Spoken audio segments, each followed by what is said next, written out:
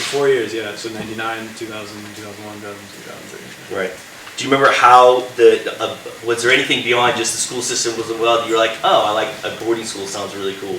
Yeah, the concept of a boarding school was cool because it's like, hey, you know, this is a place where you can really have freedom in a certain way. And obviously, you know, all you guys are like, if we don't have freedom, we have rules. But you do have freedom because really you're away from home, and that's an experience that most people don't get until college. Yeah. So to have that sort of away from home experience earlier is an appealing idea, I think, to me. So I play the bass, and I play the piano, play the guitar. You know, at some point when you learn an instrument, learning another one isn't as hard because certain principles translate from one to another. So if not the musical principles, the discipline principles. You know how to practice, you know how to learn. So once I've been playing for 10 years, whatever, like, well, why only play one? You know, right. Keep learning, you know, aún aprendo, etc. So.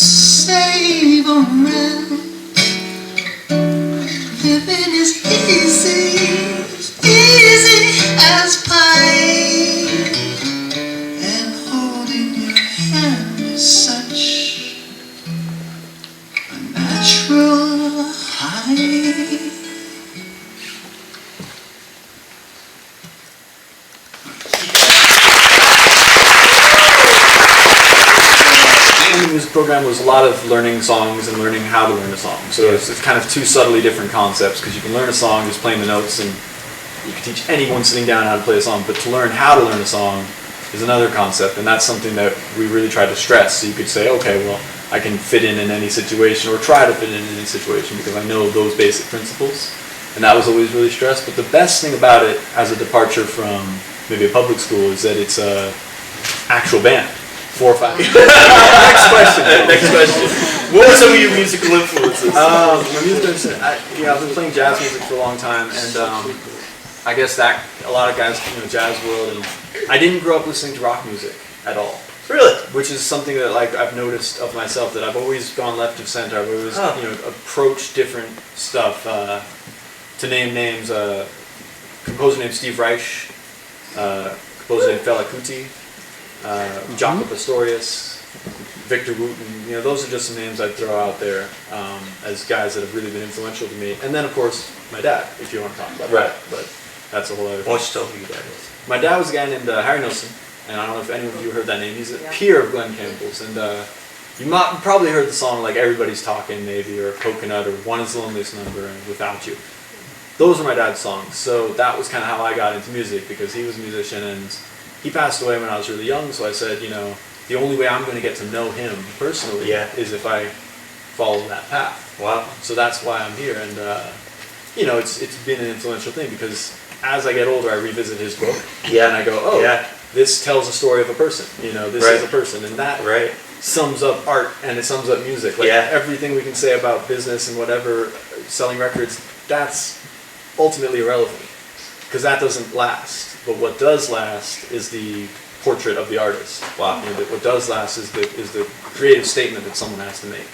So, and that's something that you can always revisit. And that's pretty. Right. That's pretty cool. Yeah, that's pretty.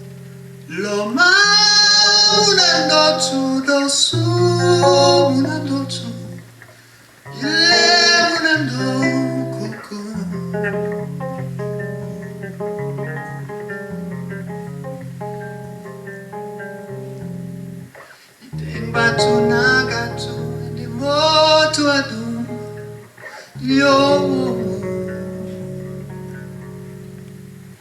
bulolo ngatu ele was nene yo.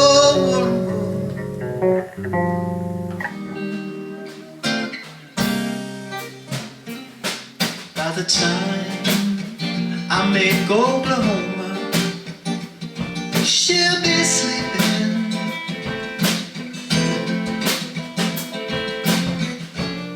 She'll whisper softly and call my name out low.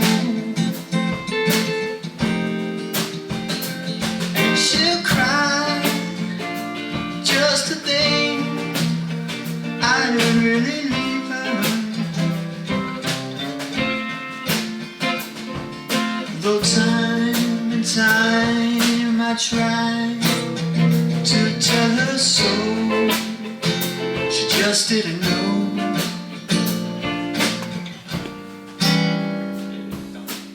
I would really go.